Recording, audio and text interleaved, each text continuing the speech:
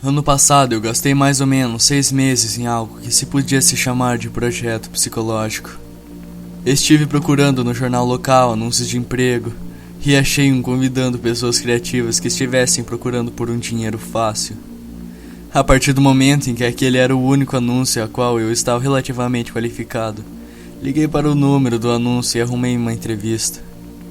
Me disseram que tudo que eu precisava fazer era ficar parado, sentado em uma sala, sozinho, com sensores colocados na minha cabeça para ler a atividade cerebral. Enquanto eu estivesse lá, eu visualizaria uma duplicata de mim mesmo, que eles chamaram de minha tulpa. Parecia bem fácil, eu concordei quando disseram quanto iam me pagar. No dia seguinte eu comecei. Me levaram para uma sala simples com uma cama e colocaram sensores na minha cabeça. Sensores que estavam ligados a uma pequena caixa preta e uma mesinha ao meu lado. Eles falaram comigo que eu visualizaria uma duplicata de novo. Eu expliquei a eles que era chato, e eu ficava impaciente. Em vez de me mexer, eu deveria ver minha duplicata se mexendo e interagir com ela e assim por diante. A ideia era manter ele comigo o tempo todo em que eu estivesse na sala. Eu tinha uns probleminhas nos primeiros dias. Era muito mais difícil do que qualquer experiência extracorpórea que eu já houvesse feito. Eu imaginaria e visualizaria minha duplicata por alguns minutos, então me distraía. Pelo quarto dia, eu já conseguia manter ela por mais ou menos 6 horas por perto. Me disseram que eu estava indo muito bem. Na segunda semana, me colocaram em uma sala com alto-falantes acoplados nas paredes. Me disseram que gostariam de ver se eu conseguia manter a tulpa mesmo com estímulos para me distrair. A música era bem desordenada, feia e inaudível, e fazia o processo ser mais difícil. Mas eu conseguia de qualquer modo. Na semana seguinte, eles tocaram uma música ainda mais insuportável, piorada com loops, distorções e microfonias, e algo que pareciam serem vozes guturais falando em idiomas estrangeiros. Eu só ria daquilo. Já tinha me tornado profissional em manter a tulpa. Comecei a ficar entediado com o passar dos dias. Para animar as coisas, comecei a interagir com a minha cópia. Conversávamos, jogávamos Jokenpô.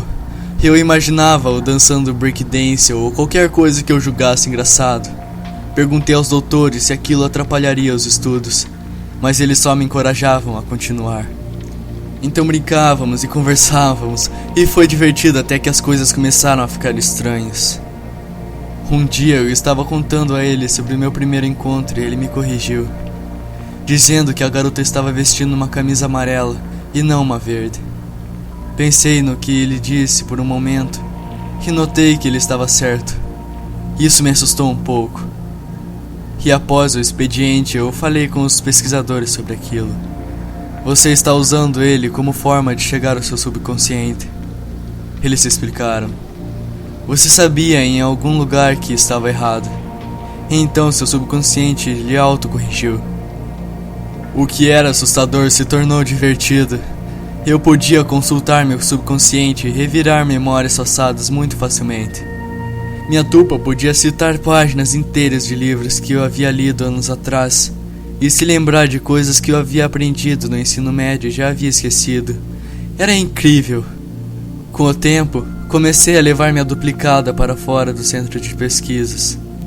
No começo tive medo, mas então me senti à vontade de sempre que me entediava, o trazia para passar o tempo. Então comecei a trazê-lo tanto que começou a parecer estranho não tê-lo por perto. Levava-o quando saía com amigos, quando ia para a casa da minha mãe, e até levei ele uma vez para um encontro. E uma vez que não precisava falar em voz alta com ele, eu podia manter conversa sem que ninguém soubesse. Eu sei que pode soar estranho, mas era divertido. Além de ser minha subconsciência e memória sempre ao meu dispor, estava começando a ficar mais atento do que eu mesmo às coisas ao meu redor, notando detalhes e sinais de linguagem corporal que eu não percebia. Por exemplo, nesse encontro que eu levei, eu pensei que as coisas estavam indo mal à beça, até que ele me apontou sinais que ela estava rindo demais das minhas piadas e estava dando muitas chances para que eu falasse algo a mais. Então realmente notei e escutei o que ele dizia e vamos apenas dizer que o encontro se saiu muito bem. Quando fizeram 4 meses em que eu estava no centro de pesquisas, ele estava comigo constantemente. Então os pesquisadores vieram até mim e pediram para que eu parasse de visualizá-lo. Eu me neguei e isso agradou a eles. Eu silenciosamente perguntei à minha duplicata o que deveria ter trazido essa ideia, e ele simplesmente deu de ombros. Eu também. Eu me retive um pouco do mundo naquela época. Estava tendo problemas com conviver com as pessoas. Parecia muito que elas não sabiam ou estavam confusas sobre o que falavam, enquanto eu tinha manifestações de mim mesmo para me consultar. Fez com que socializar ficasse estranho. Ninguém parecia ciente do que fazia elas ficarem bravas ou alegres. Não pareciam saber a razão por trás de tudo. Eu sabia, ou pelo menos podia perguntar a mim mesmo. Um amigo me confrontou em uma tarde. Ele socou a porta até eu abrir e caiu como uma tempestade em mim, raivoso. Você não atendeu o telefone por 2 semanas, seu porra! Qual a porra do seu problema? Ele gritou. Eu ia pedir desculpas e provavelmente iria a um bar com ele naquela tarde. Mas então minha tupa ficou furiosa. Bate nele, ela disse. E antes que eu soubesse o que estava fazendo, eu soquei ele. Ouvi seu nariz quebrar. Ele caiu no chão e se levantou balançando. E batemos um no outro até arrebentar meu apartamento. Eu nunca estive tão furioso quanto naquele momento. E não tive piedade. Derrubei-o no chão e dei 2 pontapés nas costelas. E foi aí que ele fugiu, machucado e choramingando. Alguns minutos a polícia chegou. E eu aleguei autodefesa. E uma vez que ele não estava lá para se defender. A polícia me deixou com uma advertência e foi embora. Minha tupa estava animada o tempo todo. E passamos a noite falando sobre a briga e sobre como eu dei uma bela surra no meu amigo. Na manhã seguinte vi meu olho roxo e meu corte no lábio. Eu me lembrei do que havia ocorrido para iniciar a briga. Minha duplicata é que havia se irritado, e não eu.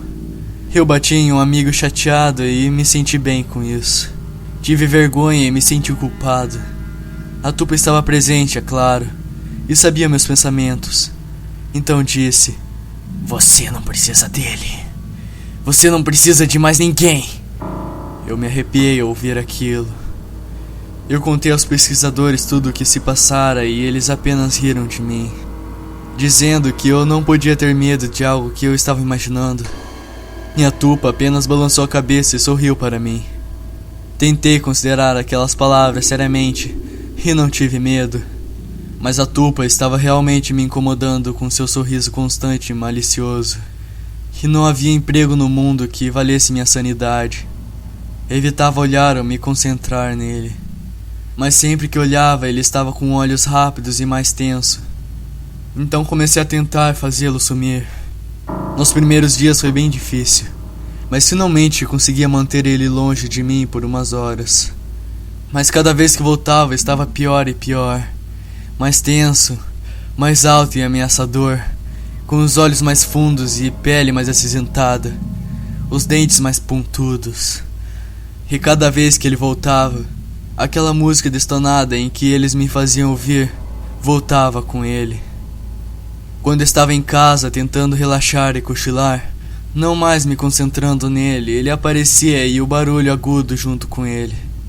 Ainda visitava o centro de pesquisas naquela época e estava fazendo meu trabalho pelas próximas 6 horas.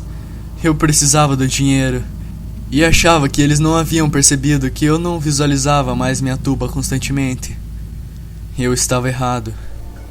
Dentro de pouco tempo, 2 homens me seguraram e me contiveram. E alguém com jaleco médico aplicou uma injeção hipodérmica em mim. Acordei na minha cama, com música tocando e minha tupa sobre mim. Ele mal se parecia mais com um ser humano. Tinha os olhos afundados até as órbitas, os dedos longos e deformados. Era muito mais alto do que eu, porém corcunda.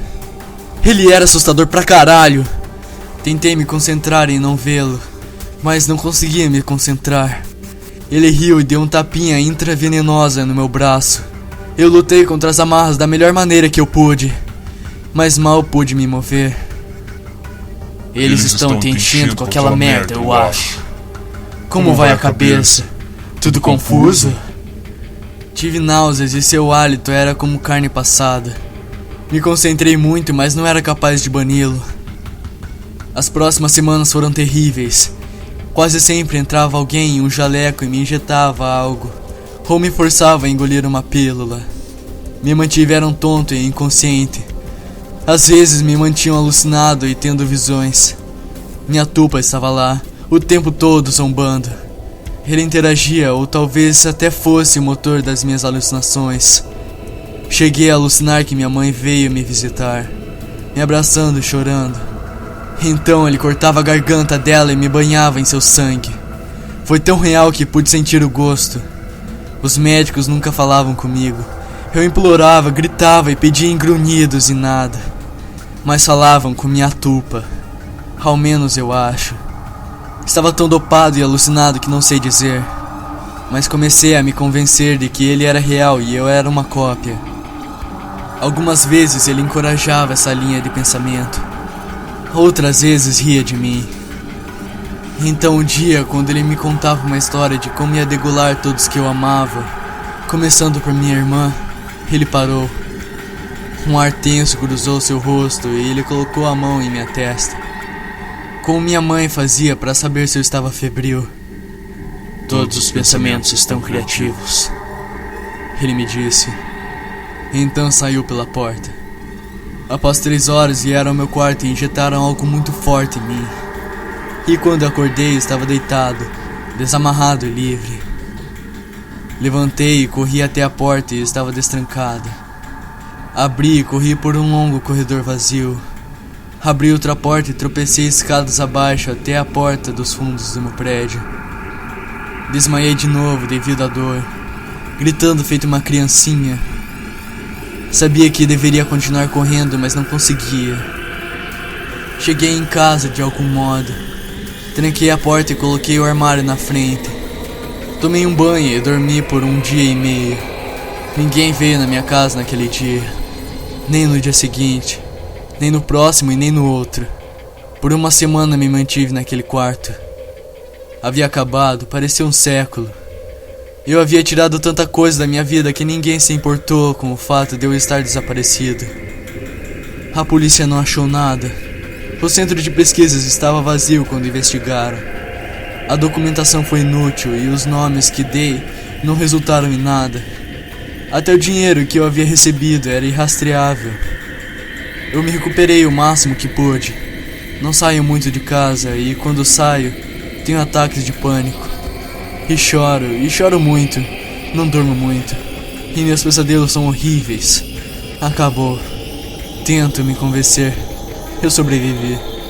Uso técnicas de concentração que aqueles bastardos me ensinaram. E até que funciona um pouco. Não hoje. Há 3 dias recebi uma ligação da minha mãe. Uma tragédia havia ocorrido. A minha irmã havia sido a última vítima de uma série de assassinatos, dizia a polícia.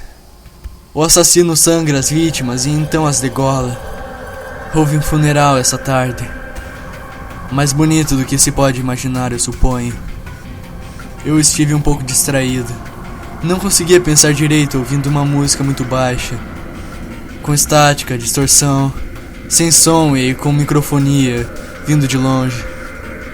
Ainda estou ouvindo. Mais alto agora.